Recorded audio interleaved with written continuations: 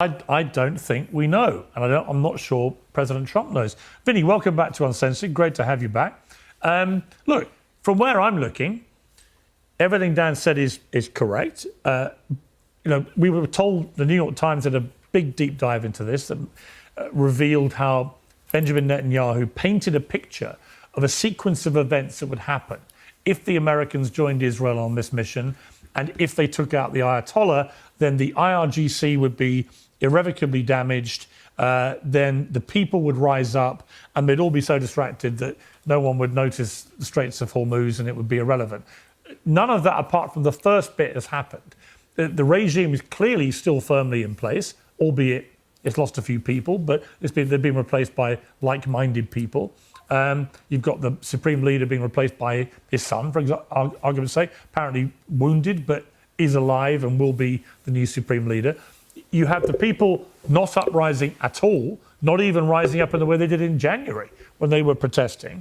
And the Strait of Hormuz has become this extraordinary economic battering ram being used by Iran to effectively hold the United States to ransom over literally a barrel or a few million barrels.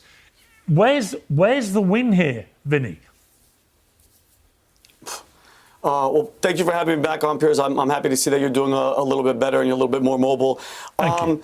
Piers, I'm not gonna lie to you. It's the article you're talking about, the New York Times. I've read it multiple times. I've spoken about it, and you nailed it, Piers. The first two were decapitating the Ayatollah, crippling Iran's capacity. But then the two main ones, the regime change and the uprising from the people. And one of the best quotes in that meeting, John Ratcliffe said it was farcical. Marco Rubio said, in other words, sir, it's BS. I'm not going to say the word. And then the most important one by the chairman of Joint Chiefs of Staff, General Raisin Kane, he said, sir, this is, in my experience, standard operating procedure for the Israelis. They oversell, and their plans are not always well developed. They know they need us, and that's why they're hard selling. So, Piers, in that meeting, apparently, it was Bibi Netanyahu with Mossad on a Zoom call behind, and they pitched. Nobody was on board once Bibi left, but for some reason, the president went through with it. And having, my family's from Iran, Piers, as you know, we're Assyrian. And the people, we forgot about the people. What about the people? Now it's all about the oil. Now it's all about the Hormuz. And I just think Israel just, this is what Israel does. And at the same time, Piers, when we're basically, our troops, this all started, let's not forget, Marco Rubio on camera said, all right, he said, well, we didn't want to strike first, but since Israel was going to go and our assets, our soldiers, 13 of them, God rest their souls dead, they're going to be put in harm's way, so we got to go first. Piers, that really, really bothers me that he has that much control that since they're going to go, we got to go. And for a nation, Piers, which bothers me, you mentioned this, I believe, last week, a nation that we all know has nuclear weapons, but we all have to play this game like we don't know that they have nukes. Do you know how dangerous that is? The Non-Proliferation Treaty, they're not in it, Piers. If, God forbid, they use a nuke, we can't even point and say, hey, it was Israel, because technically they don't have it, Piers. I think the people in the president's ear, they're not giving him good information. They're kind of swaying him that they want to. And Jared Kushner is over there with Steve Witkoff. Jared Kushner, does he even have security clearance, Piers? He's married to Trump's daughter, and he's known Bibi Netanyahu, Jared Kushner's family. Charles Kushner has known him since he was a child. So that's a little conflict of interest for me, Piers. And again, when there's American soldiers and our troops are at risk, I'm not a fan of it at all, Piers. It gets very real very, very quickly. Fred Flight. Hey guys, welcome back. Thanks a lot for tuning in and giving me your time and attention. I know, like I always say, there's a lot of stuff that you could be focusing on right now in the world, so I appreciate you giving me any time or any attention that I get from you guys. I appreciate the likes, the shares, the comments. The last episode I had is actually doing really good right now online. I'm mixed feelings about it. Some people are upset, but it is what it is. I know how America works. People get in their feelings. I'm going to continue to say whatever I want to say because it's my podcast, and I'll say whatever I want. Sorry if that hurts your feelings. I don't really give a shit. Your feelings are not my priority nor my responsibility. So, that being said, everything I do say comes from fact-based data and real numbers. And, when people do comment and they have stuff to say about it, they never really debate or debunk anything that I'm saying. They just say that you're dumb or you're an idiot or you're anti-American or this and that. Like, no, bro, not really.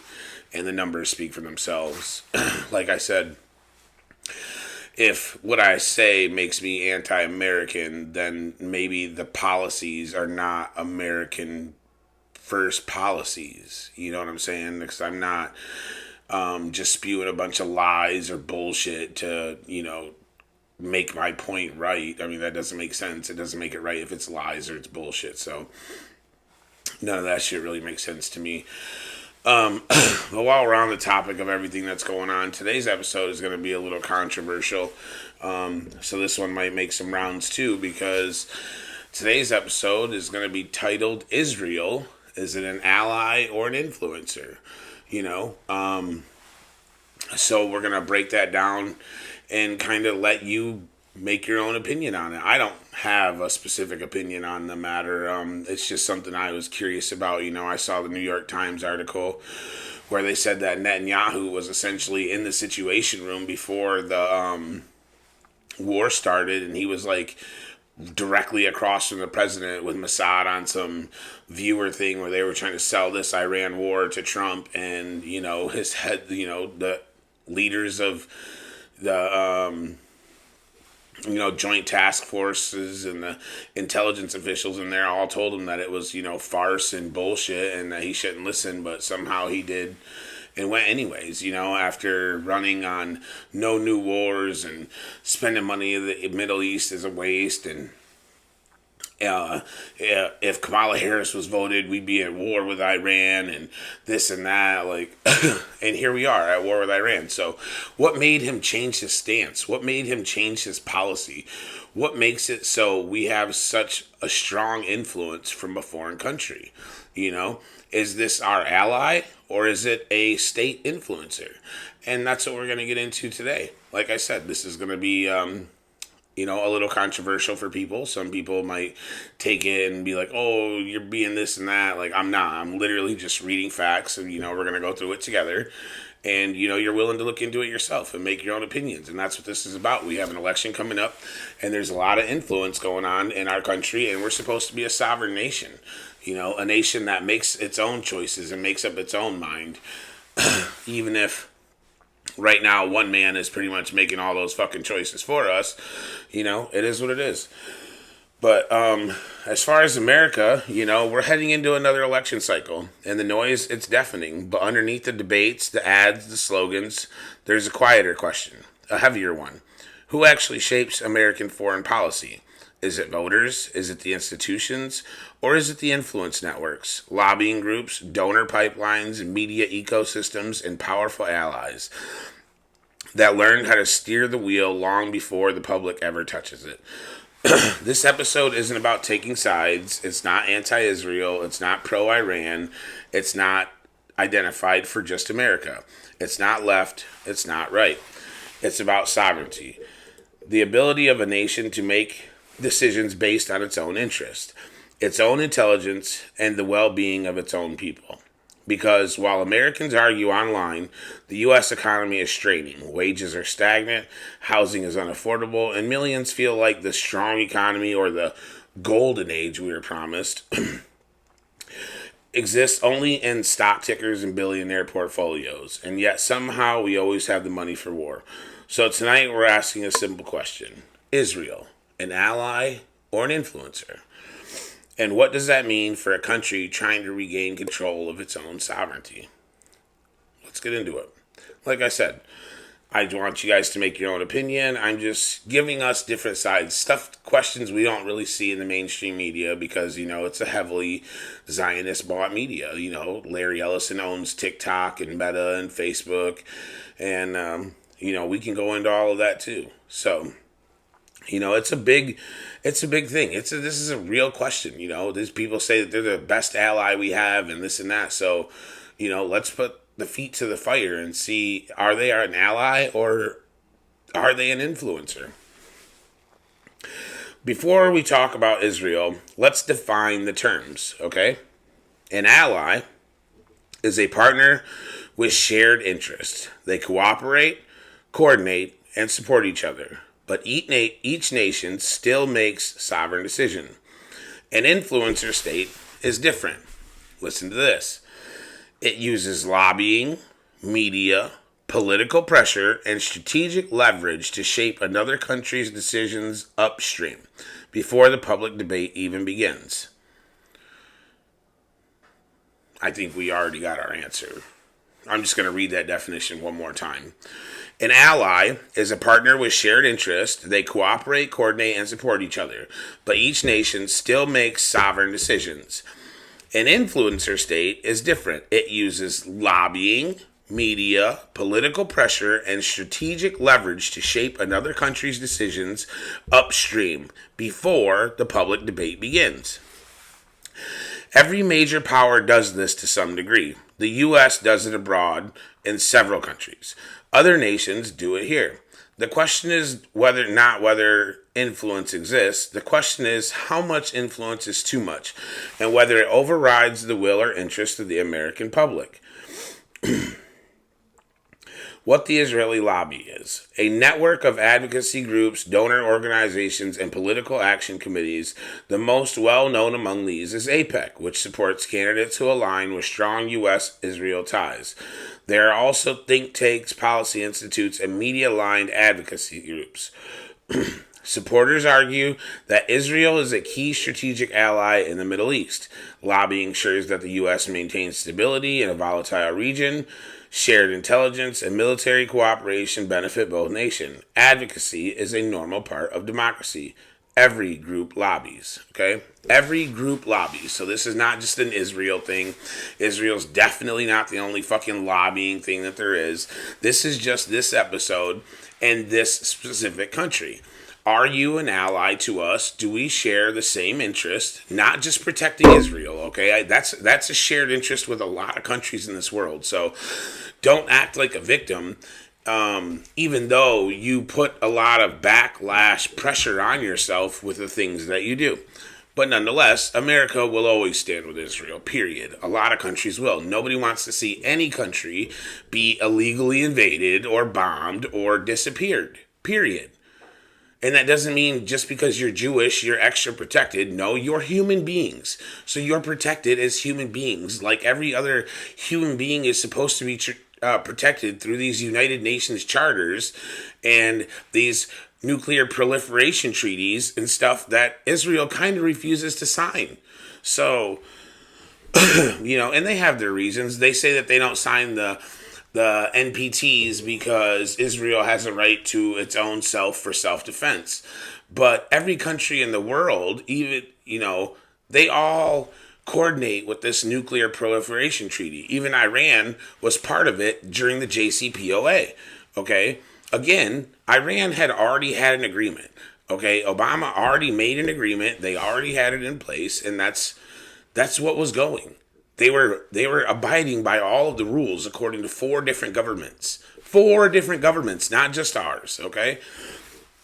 So, again, why would he change his stance on these things?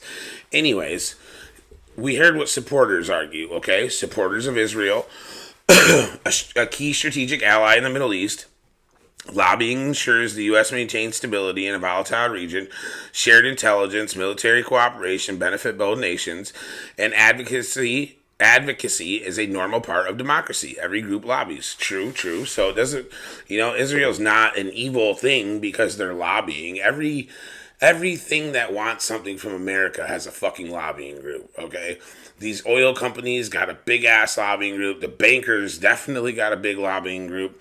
So it's not just Israel. Don't say, like, oh, you're being anti-Semitic and you're targeting Israel. No, we're just specifically talking about this while we have an election cycle coming up and the influence that foreign influences has on American politicians. It's a legitimate question.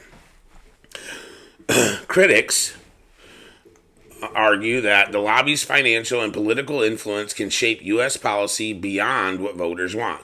Politicians may fear backlash for questioning Israeli policy. The line between supporting an ally and being pressured by one becomes blurry. U.S. interests, especially economic and military, may take a back seat.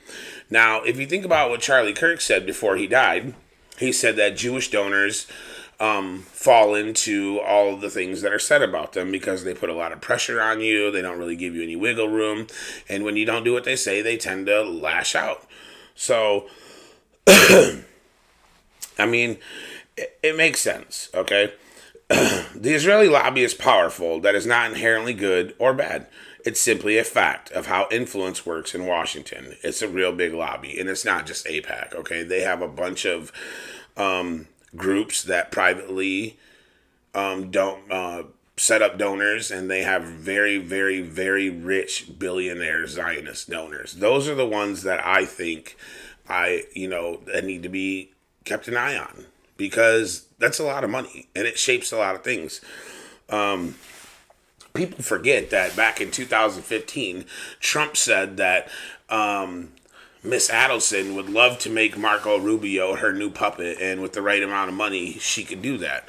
And in the 2024 election, Miss Adelson gave Trump $100 million, okay? And the Zionist billionaires together pulled together like something $250 million for him. So that's a lot of leverage to hold over one person, especially a person who has had 6 bankruptcies as a billionaire. His net worth dropped all the way to like $2 billion or $1.8 billion. And now it's back up to like $5.9 billion or $6.2 billion as the president of the United States, who only makes $400,000 a year, and he doesn't accept the money for it. So do with that what you will. But anyways, let's go back. The Israeli lobby is powerful, but that is not inherently good or bad. It is simply a fact of how influence works in Washington. The real question is whether that influence aligns with the interests of the American people, especially during economic strain at home. Senior U.S. military leaders, including members of the Joint Chiefs, reportedly expressed caution about escalating conflict with Iran. Their assessments suggested avoiding a wider regional war. Despite this, political momentum moved toward action. The U.S. needed to deter Iran. Supporters of the U.S. action argue that the U.S. needed to deter Iran. Supporting Israel maintains regional stability, and military caution is normal. Generals often prefer restraint. Critics argue, if the military's own leadership urges caution, political escalation may be driven by lobbying pressure or allied influence. The American public deserves transparency about who is pushing for war and why. There was a gap between military analysis and political decision-making. Understanding that gap is essential to understanding sovereignty. In public interviews, Senator Marco Rubio argued that the U.S. strike on Iran was necessary because Israel was going to strike Iran first, and that would have pulled the U.S. into conflict anyway. That's not necessarily true, because what you're saying is that because Israel attacks Iran, Iran's going to automatically attack American allies in the region, which is not necessarily true, because Iran said as long as those allies didn't let the United States and Israel use their land to attack them illegally, then they wouldn't respond. But that isn't what happened. U.S. allies, as they should, let America use their stuff, and then they got hit for it. It was a warning. It's war. It's asymmetrical warfare. That's what Iran's doing, and that's what happened. Supporters say Rubio was acknowledging geopolitical reality. If an ally's actions will inevitably affect you, acting first can be strategic. The U.S. and Israel share intelligence and threats. Critics say the logic implies that U.S. foreign policy is shaped by what another country might do. It raises serious sovereignty concerns. Is America acting in its own interest or reacting to an ally's decision? Rubio's statement highlights the tension at the heart of this episode. When does coordination become influence? Reports and public appearances have shown that some media personalities and influencers with strong Israeli positions have been included in diplomatic or semi-diplomatic conversations. These figures help communicate policy to the public. They represent a segment of the American opinion. Their presence is no different from any other advocacy voices. So again, Israel's not doing anything different. They're not some crazed place. They do have a crazy regime running, but so do we. It's like when you look at America, like you look at what Donald Trump doing, like him and Netanyahu are like fucking the twins from fucking Danny DeVito and Arnold Schwarzenegger, except an absolutely unhealthy, unhinged version of the fucking movie. That's exactly what this is. Critics argue that influencers with ideological commitments may not represent U.S. interests. Well, we all know how that goes. Their involvement blurs the line between diplomacy and public relations. It raises serious conflict of interest questions. Influence isn't just money or lobbying, it's narrative, and narrative shapes policy. Okay, so when we talk about conflict of interest, let me just cut in here real quick because I have a serious problem with the idea that Steve Witkoff and Jared Kushner were the ones who are doing American diplomatic talks, all right? That is a serious conflict of interest because these two are extremely pro-Zionist and they have been their whole lives, okay? And Jared Kushner doesn't even have security clearance. So how is he even able to do U.S. diplomatic talks? All right. Why do we have a direct conflict of interest by sending pro-Zionist diplomats to extend diplomacy on behalf of America when it's in their direct interest to not follow with what's best for America? Because there's things that are different for Israel because we're two different countries. So America, Israel, and Iran are three different parts to what's happening. They're three different moving parts. So how is it that these people ended up in this place? Okay, these are more questions that need to be asked. I mean, those are legitimate questions. So, it's just hard to see us at war, American lives. It is what it is. The human cost, war, economy, and the American public. The U.S. economy has deep structural issues.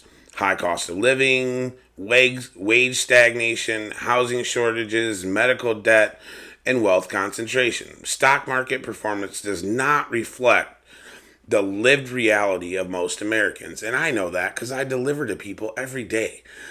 Most of these people don't give a fuck about that stock market. Like, yeah, cool, his rich buddies are happy because it's back up at 50,000 when it was down to 45,000 and 43,000. So, of course, yeah, it looks good on paper. Like, it only looks good because you manipulate it with the things that you say. And the actions that you take don't happen till the weekend when the stock market's closed. Like, America's not stupid. Stop playing us like we are. Supporters of a strong U.S.-Israel ties argue that stability abroad protects U.S. interests, which it does. Deterring adversaries prevents larger conflicts. Alliances are essential in a dangerous world. That's true, but we're not the only countries who can make alliances. So, let's not forget about that while we're trying to say that Iran's the biggest state sponsor of terrorism in the world, because they're not. That's a lie. America funds and trains and has unleashed far more dangerous proxies on the world than they have. So, critics argue that endless military spending drains resources needed at home. Foreign conflicts distract from domestic crises, and the American public bears the cost while influence networks shape the decisions. War has a price, financial, human, and moral, and Americans deserve to know who is making the decisions that lead to it. This episode isn't about choosing sides. It's about asking whether the United States is still the primary author of its own foreign policy. Allies matter, absolutely. Influence is real, yes it is. But sovereignty, the ability to make decisions based on your own interest, is the foundation of any nation. Okay? Say that again. Sovereignty. The ability to make decisions based on your own interest is the foundation of any nation. If America wants to regain its sovereignty, it has to understand the forces shaping its decisions, lobbying networks, narrative ecosystems, political pressures, and the actions of powerful allies. Not to blame, not to divide, but to protect the people who live here. The people who pay the price when wars begin, when budgets shift, and when priorities drift away from home. If you